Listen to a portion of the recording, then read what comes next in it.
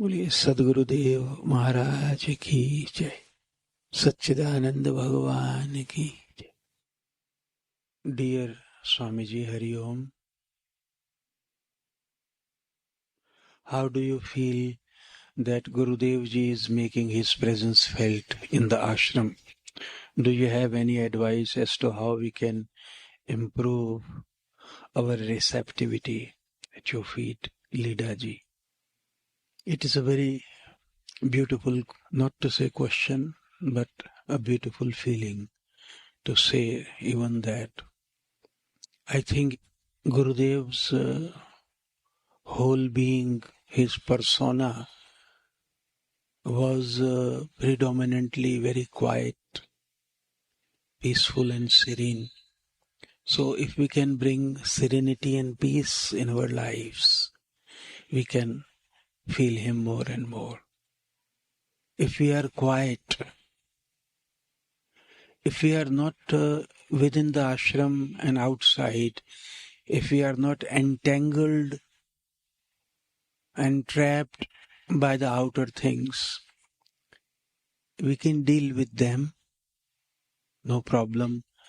Not only that, we can deal with them, but we are obliged to interact with the society, with the worldly things. But we have to do it in a very quiet manner. And this is one aspect, I think, that we must have a certain minimum amount of peace in ourselves to be able to receive him. And the second is to follow his teachings, which are very few and quite concrete, clear, tangible, unambiguous. He says that repeat your mantra daily, at least twice. So that we must do. This is the minimum. I mean, we cannot remove this condition generally. Well, he has no condition to shower his grace on us. His love is very unconditional. But from our point of view, first is that we should be very quiet to feel. He was very subtle. When I look at myself, when he was in the physical body, I was doing mostly seva. But it was as per his wishes. So even in the thick of activity, I was constantly drawn towards his magnetism and felt his grace.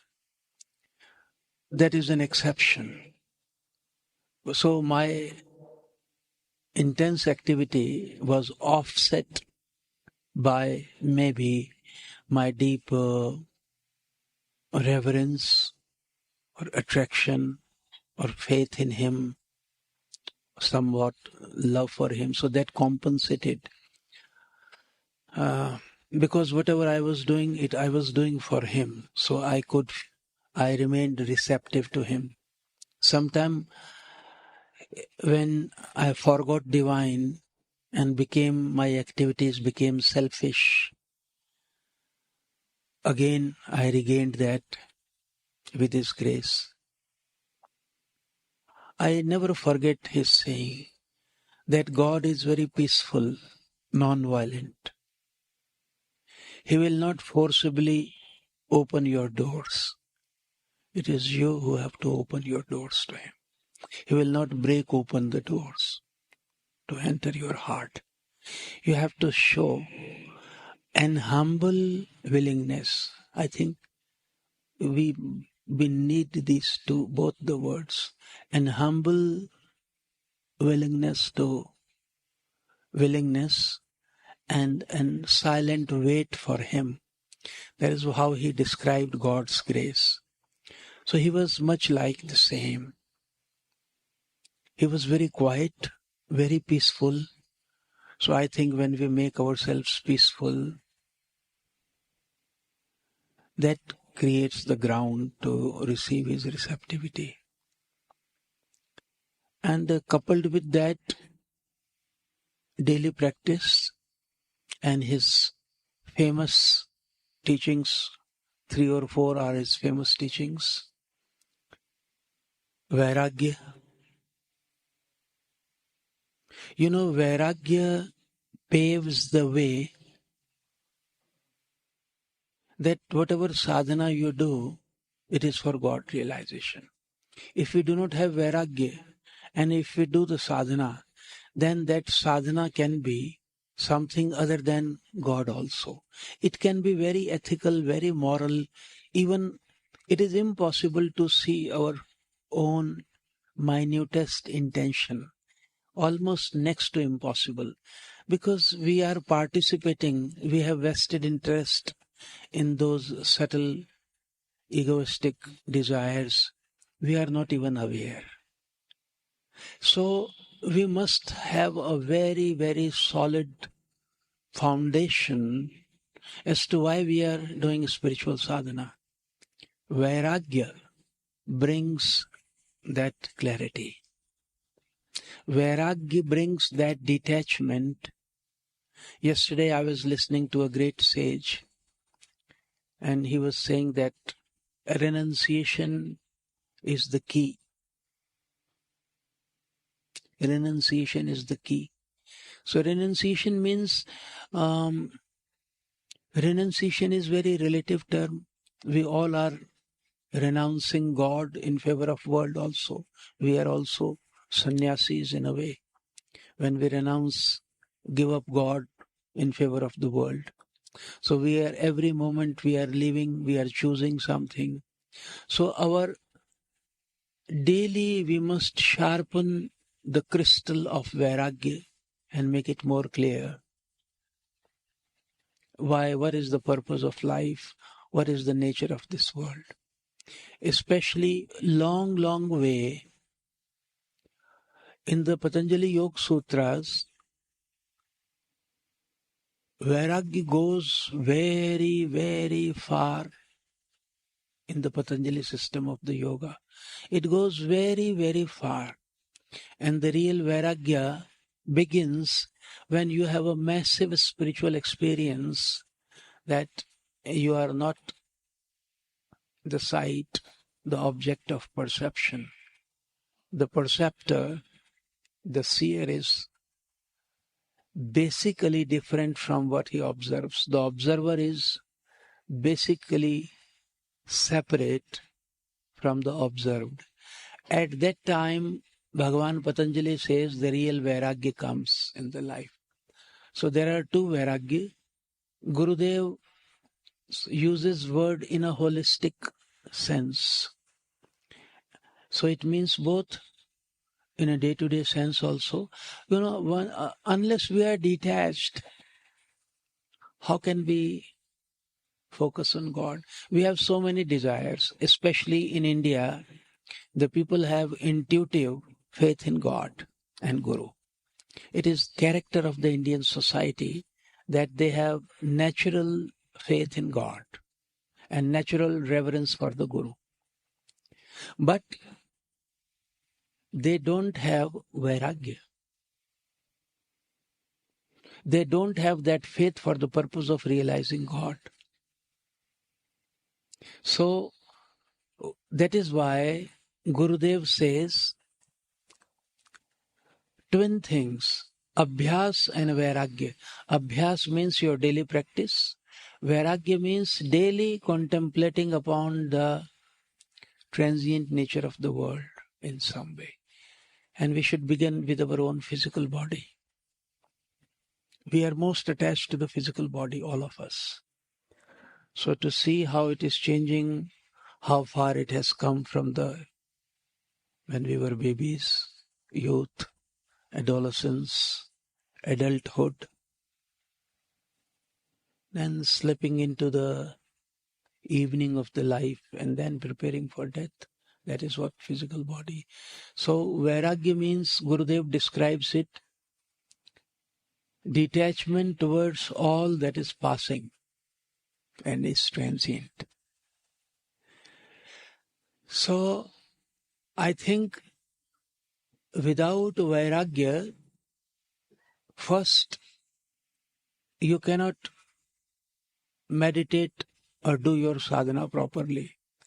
And even if you are able to do your sadhana rightly, and if you don't have Vairagya, then it is a proof that you are doing your sadhana with something, with some worldly desire for which you are deeply, deeply attached to, for the benefit of your son, for your profession. It can be your dance, your music, your worldly success, anything. It is very, very, very difficult to have the pure desire for God realization. Very pure, exclusive desire. So I would say that receptivity to be very peaceful.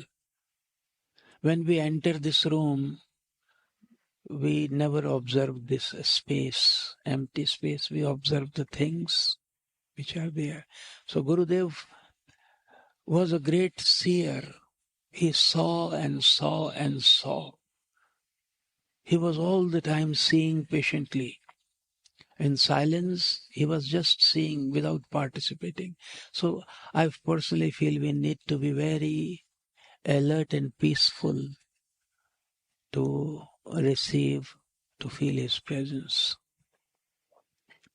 I won't put selfless seva on the same category of the abhyas and vairagya. It is, I would say, these two are the main important. Abhyas, practice, and sadhana.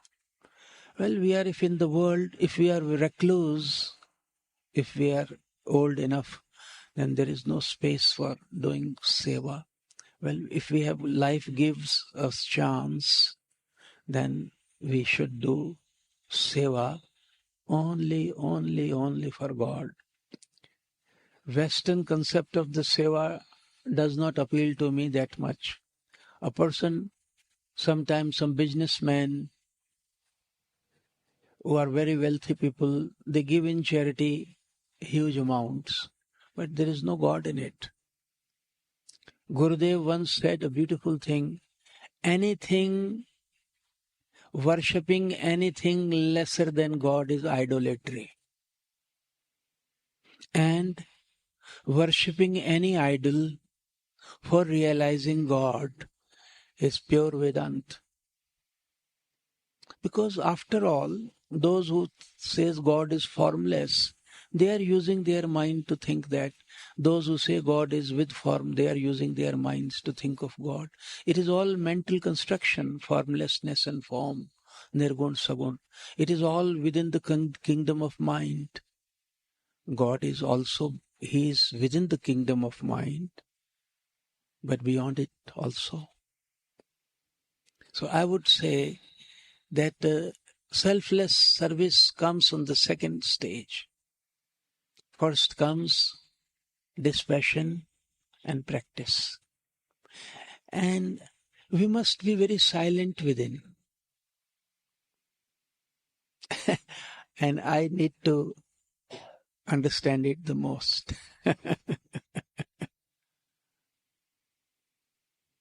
Because such is my seva that I am always thinking of. Most of the time I'm required to do planning and thinking of all the ashrams and serving the devotees. So I'm quite, my mind is quite engaged. The only saving grace is that I have no selfishness. So I do it for the Gurudev. Gurudev says, even for very pure people, the challenge is not selfishness. It is to becoming thoughtless. Because even a very pure person can be full of thoughts. Like Einstein was, he was full of thoughts. Always, he was in a way, always dynamic samadhi. He was always, at subconscious level, he was always working on some problem. So he was never free of thoughts. So Gurudev says that thought is not the door to samadhi. It is thoughtlessness. So thoughtlessness and peace, they both belong to the same family.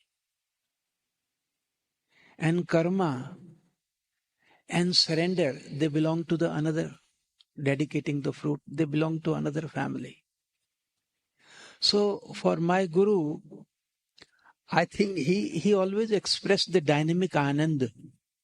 He used this term, which I very much love, dynamic anand of God.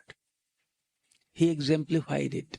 But I would say peace, peace and peace, a silence of mind and heart. And so we have to be very subtle and responsible to feel Chandra Swami Udasin. He was very subtle. And I want to share with you that even when he was in a physical body, then he was present in his two aspects. One was physical and one was non-physical. And everyone experienced both. Only the people who had very gross sense, they would miss the non-physical. So while he was in a physical body, there was always an environment around him which was non-material, unearthly, like fragrance, light, like light, like awareness, and you cannot touch it, but you could always breathe that in. It was so solid. So after he left his body, the physical body is gone, but that presence is present now. That presence is present even now.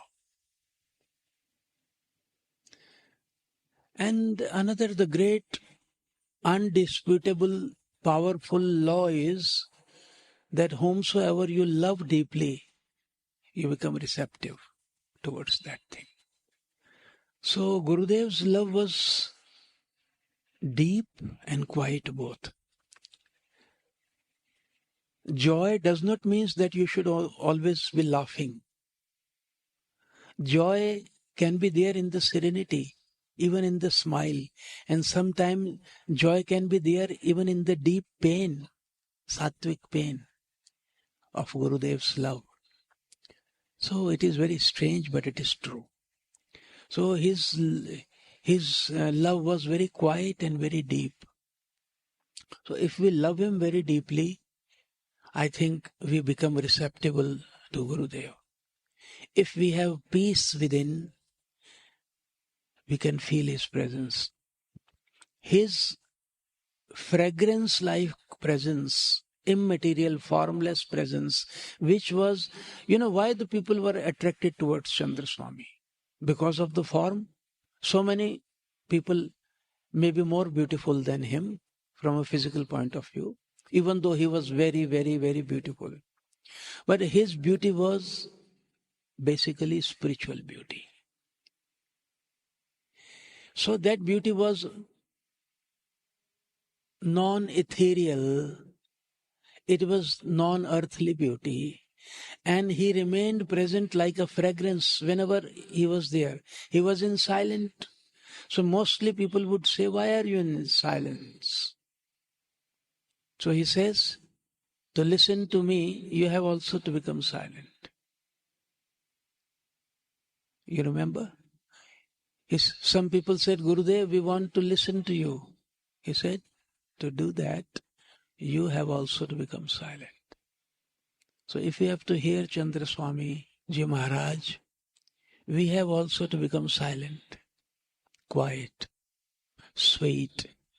He was his two dimensions when in physical body. One as a physical body, which was very beautiful. And the second, in his disembodied presence, which was like light and love. He was like fragrance permeating the whole ashram. And he permeates the hearts of his devotees, like the hearts of the devotees are like his ashram. He lives in the devotees' hearts also. So I think the more we sing his glories, contemplate on his amazing life, how we received his sweetness all the life, his uncountable graces, sweetness, glories, qualities. The more we contemplate on him, the more we become receptive to him. It is the same principle which applies to God realization. So that thing, his non-earthly presence, that has not passed away. Physical body has passed away, but that impactful, sweet, serene, non-obtrusive presence lives on uninterruptedly. But since we are in the physical bodies, we miss his physical body. It is impossible to not miss him. Anyone who has known him is sure to miss him. And many people have felt after he has gone. Many people who come here, that we find him present here. And you see his power and Shakti. The meditation is his heart.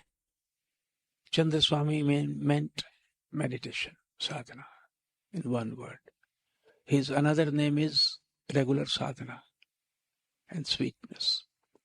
So his meditation is going on. People are coming in his love. It is very rare that the worldly people who come here, they become so quiet in the ashram and they follow the rules. It is very unusual. Outside, the people, they cannot close their mobile phone for 1 second. Here they lovingly close. All the devotees who are sitting here, they are in deep love with Master. This is his power. And the meditation goes on. This is his power. Even when we were out for so many days, or even if some days we are not able to come for some reasons, the meditation, the show goes on. He has gone, but not the show that he started. The show goes on. I think Gurudev will continue to be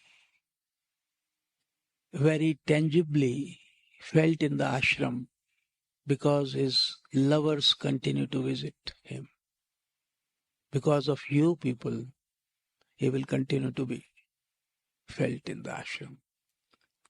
Because of your love, he will continue to be felt by all. Because of the 4-time meditation, he will continue to be felt. Because of the love of the saints, all the saints and the brahmacharis who serve the ashram selflessly, he will continue to be felt by the devotees. What is a great being? He is present in his teachings, and he is especially present where his teachings are being practiced. His teachings are being followed here. So he continues to be present here. That's what I think. बोलिए सद्गुरुदेव महाराज की जय, सच्चिदानंद भगवान की जय। ओम।